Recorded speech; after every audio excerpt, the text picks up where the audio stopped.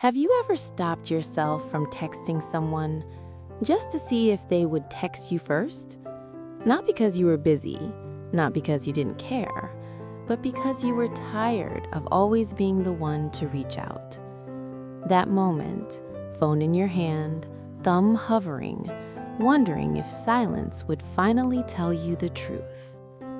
Emily had lived in that moment more times than she wanted to admit.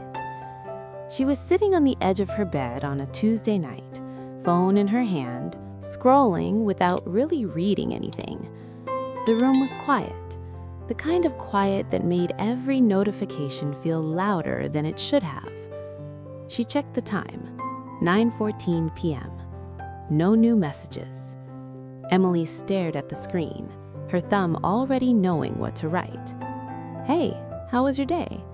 She paused. For the first time in a long while, she didn't send it right away.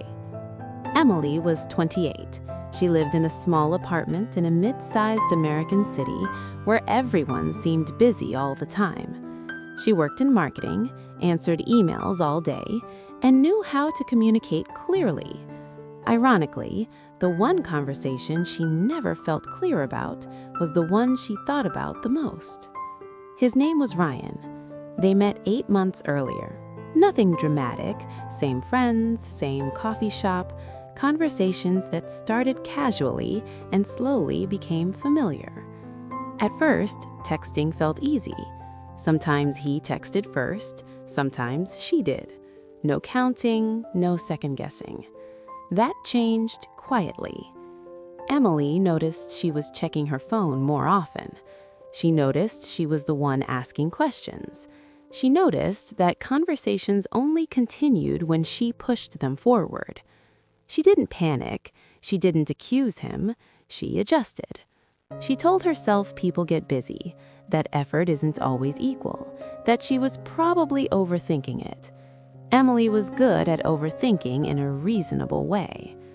That night, her phone stayed silent. She placed it face down on the bed and told herself she wouldn't check again for 10 minutes. She checked after 2. The next morning, she reached for her phone before her eyes were fully open. Nothing. She got ready for work, showered, dressed, made coffee. Everything looked normal. From the outside, nothing was wrong. On the subway, she opened the chat again. Still nothing. She typed a message while standing between 2 strangers. "Good luck with your presentation today." She stared at it, then deleted it. At work, she tried to focus. Meetings, emails, deadlines. She smiled when expected. But every time her phone vibrated, her heart reacted before her mind could stop it. None of the notifications were from Ryan. During lunch, a coworker talked about her relationship, about how easy it felt, about never wondering where she stood. Emily listened, she asked questions, she laughed at the right moments. She didn't mention the tight feeling in her chest. That afternoon, Ryan finally texted, "Sorry, long day." Just that. Emily replied immediately, "It's okay, hope it went well." She added a smiley face, removed it, added it again, then she waited. The reply never came. By the time she got home, the light outside her apartment had already faded. She sat on the couch without turning on the lights. She told herself not to check her phone. She checked anyway. Still nothing. This time, she didn't feel sad. She felt something worse. She opened the chat and scrolled up slowly. Her questions, her check-ins, her efforts. She saw the pattern clearly. If she stopped texting, the conversation would stop too. Emily put the phone down and leaned back. She wasn't angry. She felt embarrassed. Not because she cared, but because she hadn't noticed how alone she'd been in caring. Later that night, she typed a message she didn't send. "Do you even think about texting me?" She deleted it. She wasn't ready for the answer. The next day, she made a small decision. She wouldn't text first, just for one day. The morning passed. No message. She went to work, answered emails, drank bad coffee. Nothing. By the end of the day, her phone was still silent. Emily stared at her screen and finally admitted the truth she had been avoiding. She wasn't afraid of losing him. She was afraid of proving what she already knew. That night, as she walked home, her phone buzzed. Her heart jumped. She opened it quickly. "Hey, sorry, just saw your message from yesterday." Emily stopped walking. "Just saw your message." She typed a reply. "It's okay." Then she paused. For the first time in a long while, she didn't send it right away. Standing there, phone in her hand, people passing by without noticing, Emily wondered, what would happen if she stopped being the first to reach out for good? She didn't send another message that night, and she didn't know yet that this small pause was about to change everything.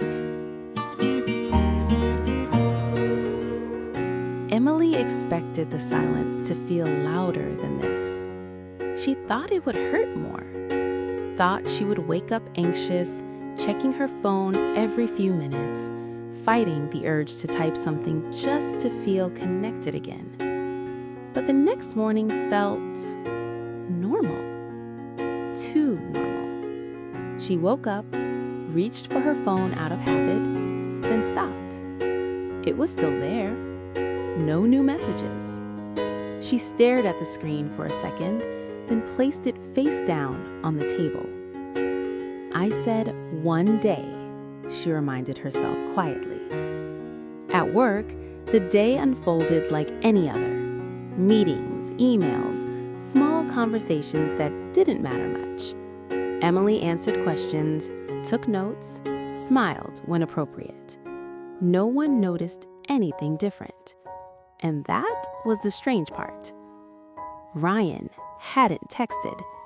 Not in the morning, not at lunch, not in the afternoon.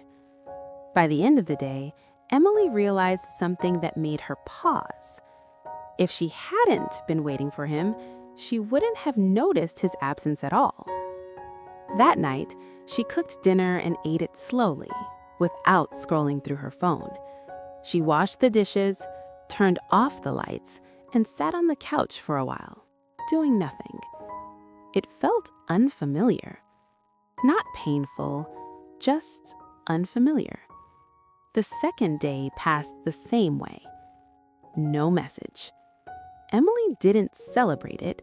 She didn't feel proud. She just observed. She noticed how much space there suddenly was in her mind, how often she had been checking, thinking, waiting before. She hadn't realized how much energy it took. On the third day, her phone buzzed while she was in line for coffee. She felt it immediately, that instinctive jump in her chest. She didn't look right away. When she finally did, it was Ryan. "Hey, you've been quiet." Emily read the message twice. "You've been quiet." Not, "Are you okay?" Not, "Did I do something wrong?" Just an observation. She didn't reply right away. She ordered her coffee, stepped aside, and waited until the cup was warm in her hands. Then she typed, "Yeah, I have." The reply came faster than she expected. "Everything okay?" Emily stared at the screen. This was the moment she used to imagine, the one where he finally noticed, finally asked. But standing there, she felt something shift. The question wasn't comforting. It felt late. She typed, "Yeah, I just needed some space." There was a pause. Then, "Oh, I didn't realize." Emily almost smiled at that. Not because it was funny, but because it explained everything. He hadn't realized because he hadn't needed to. That evening, Ryan called. Emily watched her phone ring for a few seconds before answering. "Hey," she said. "Hey," he replied. "I just wanted to check in. You felt different. Different. Emily leaned back against the couch. I stopped texting first, she said calmly. There was a pause on the other end. Oh, he said. I didn't think it was a big deal. She nodded, even though he couldn't see it. I know, I said. That's kind of the point. Ryan sighed. I just thought we were easy, No pressure. Emily closed her eyes. That's how it felt for you, because I was doing the work. Silence. Not defensive silence. Thinking silence. I didn't mean to make you feel like that, Ryan said finally. I know, Emily replied, and she meant it. She wasn't angry. She wasn't blaming him. She was just done pretending. I just need to know something, she continued. When you didn't hear from me, did you miss me or did you just notice the gap? Ryan didn't answer right away. When he did, his voice was quieter. I guess I noticed the gap. Emily felt a strange calm settle in her chest. There it was. Not cruel, not dramatic, just honest. Thank you for saying that, she said.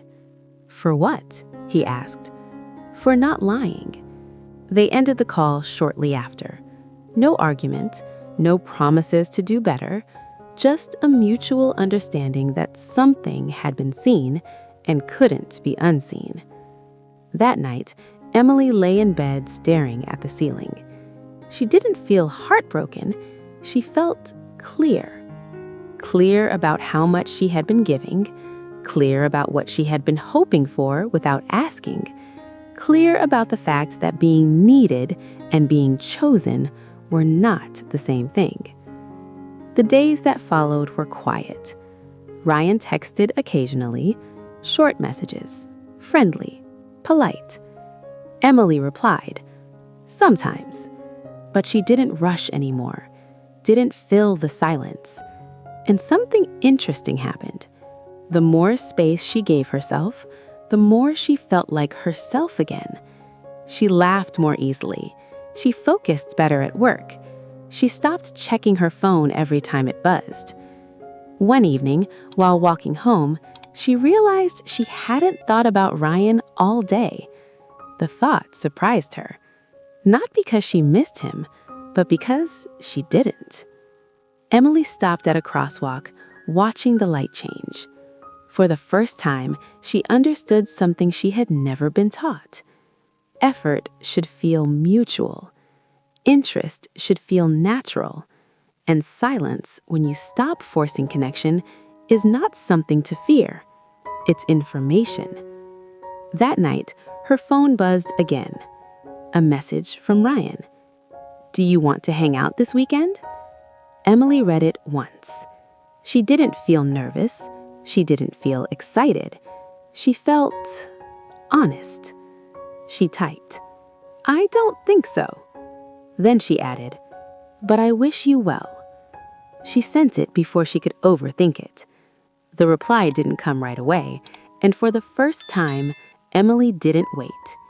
She placed her phone on the table, turned off the light, and went to bed. Not because she had lost something, but because she had finally stopped losing herself.